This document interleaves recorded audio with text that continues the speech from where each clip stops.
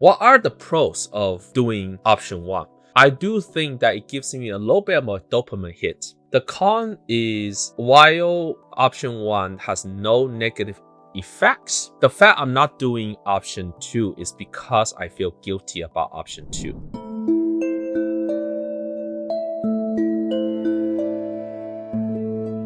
Hello everyone. Today I want to talk about an interesting reflection of mine, and these videos will constitute as diaries for the future. And the story is actually very interesting, so there might be too much information. I had to take out the trash in the restroom. So I take the garbage, I put them in the bag, I throw them away downstairs into the trash can. So far so good.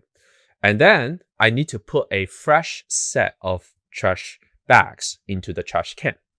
But it's in the restroom and I was literally getting ready for the shower.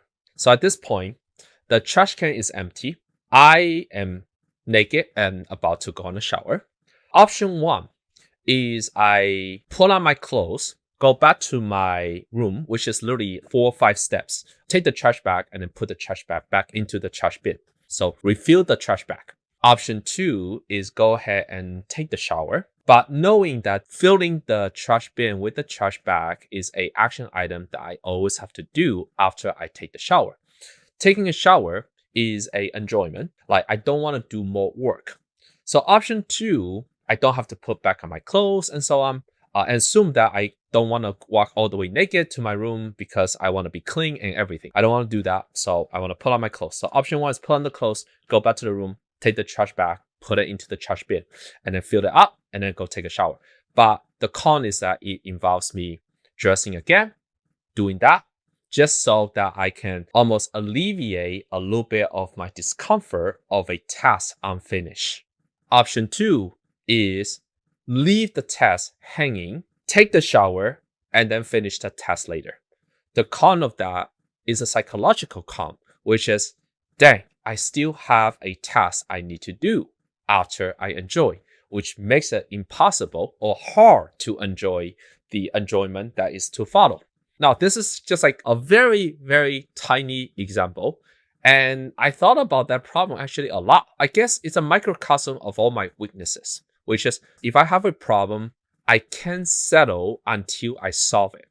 And if I know I need to do a task, I will literally drop all my enjoyments to do that task and then come back to enjoying. As long as I have unfinished tasks, I cannot enjoy the enjoyment.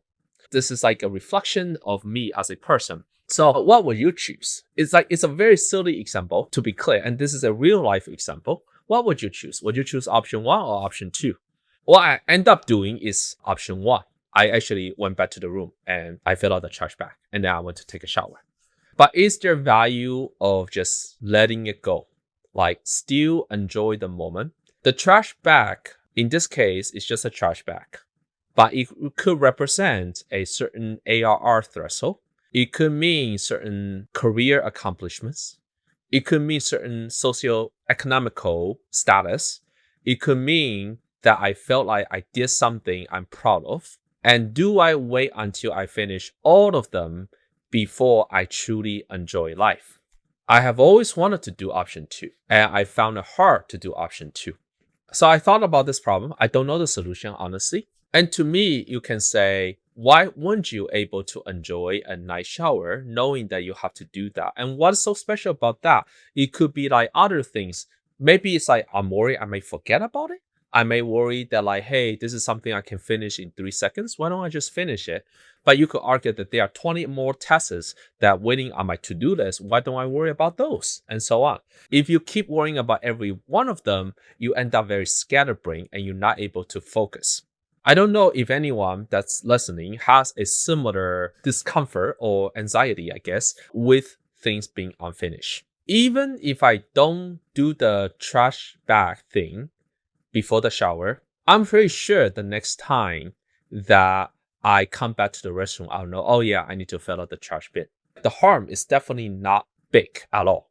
Now that I think about it, I think option two is truly a psychological thing. What am I afraid of? Am I afraid of that I will procrastinate Am I afraid of that, like, hey, once I finish the shower, I need to like brush my teeth, and then there's the floss, and I need a bag, and then I'll be like, oh shit, I forgot to put the bag. But I can put the floss somewhere on the counter first and solve that problem, right? So why am I so uncomfortable with the task being unfinished?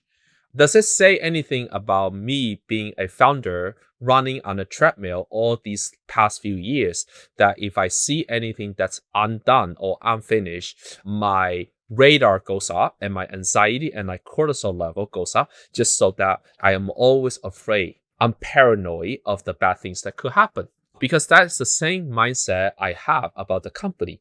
If I see anything that is unfinished, I will write it down, and I will not like ask the team to do it on the weekend, but it will be a reasonable timeline that's appropriate for the corporate world, which is ASAP. And ASAP, that could mean like in a couple weeks and so on. So I realized I developed that mindset all these years. And in some ways, it's not healthy. What are the pros of doing option one, which is go ahead and solve it? I do think that it gives me a little bit of a dopamine hit. The con is, while option one has no negative effects, the fact I'm not doing option two is because I feel guilty about option two. The problem statement is I am investigating why I don't enjoy life. So I'm gonna end this video with that. And then maybe if you have any comments, let me know.